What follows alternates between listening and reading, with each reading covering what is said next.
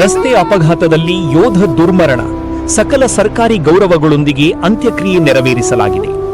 ಜಮಖಂಡಿ ದೇಶ ಸೇವೆಗೆ ತಮ್ಮ ಜೀವನವನ್ನೇ ಮುಡಿಪಾಗಿಟ್ಟಿದ್ದ ಭಾರತೀಯ ಸೇನೆಯ ಯೋಧರೊಬ್ಬರು ರಸ್ತೆ ಅಪಘಾತದಲ್ಲಿ ದುರ್ಮರಣ ಹೊಂದಿರುವ ದುಃಖದ ಘಟನೆ ನಡೆದಿದೆ.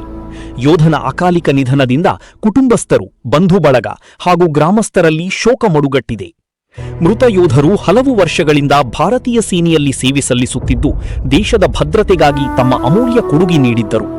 ರಜೆಯ ನಿಮಿತ್ತ ಸ್ವಗ್ರಾಮಕ್ಕೆ ಆಗಮಿಸಿದ್ದ ವೇಳೆ ಸಂಭವಿಸಿದ ರಸ್ತೆ ಅಪಘಾತದಲ್ಲಿ ಗಂಭೀರವಾಗಿ ಗಾಯಗೊಂಡ ಅವರು ಚಿಕಿತ್ಸೆ ಫಲಕಾರಿಯಾಗದೆ ಕೊನೆಯುಸಿರೆಳೆದಿದ್ದಾರೆ ಎಂದು ತಿಳಿದುಬಂದಿದೆ.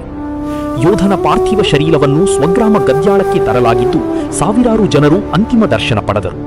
ಗ್ರಾಮದಲ್ಲಿ ದುಃಖದ ವಾತಾವರಣ ನಿರ್ಮಾಣವಾಗಿದ್ದು ಎಲ್ಲೆಡೆ ಶೋಕದ ಛಾಯೆ ಆವರಿಸಿತ್ತು. ಸಾರ್ವಜನಿಕರು, ವಿವಿಧ ಸಂಘಟನೆಗಳ ಮುಖಂಡರು, ಜನಪ್ರತಿನಿಧಿಗಳು ಹಾಗೂ ಅಧಿಕಾರಿಗಳು ಯೋಧನಿಗೆ ಅಂತಿಮ ನಮನ ಸಲ್ಲಿಸಿದರು. ಬಳಿಕ ಸಕಲ ಸರ್ಕಾರಿ ಗೌರವಗಳೊಂದಿಗೆ ಯೋಧನ ಅಂತ್ಯಕ್ರಿಯೆ ನೆರವೇರಿಸಲಾಯಿತು. ಭಾರತೀಯ ಸೇನೆಯ ಯೋಧರು ಗೌರವ ವಂದನೆ ಸಲ್ಲಿಸಿ ರಾಷ್ಟ್ರಧ್ವಜವನ್ನು ಕುಟುಂಬಸ್ಥರಿಗೆ ಹಸ್ತಾಂತರಿಸಿದರು. ಈ ವೇಳೆ ಕುಟುಂಬ ಸದಸ್ಯರ ಆಕ್ರಂದನ ಮುಗಿಲು ಮುಟ್ಟಿದ್ದು ನೆರೆದಿದ್ದವರ ಕಣ್ಣಲ್ಲೂ ನೀರು ತರಿಸಿತು.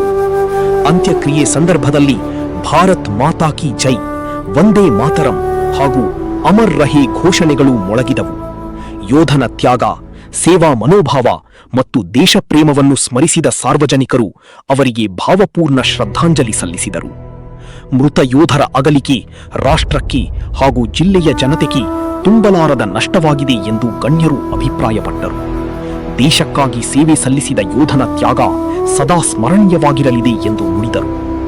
ಕ್ಯಾಮರಾಮೆನ್ ಹಾಗೂ ವರದಿಗಾರರೊಂದಿಗೆ ವಿ ಪವರ್ ಕನ್ನಡ ನ್ಯೂಸ್, ಇದು ದಿಟ್ಟ ಹೆಜ್ಜೆ.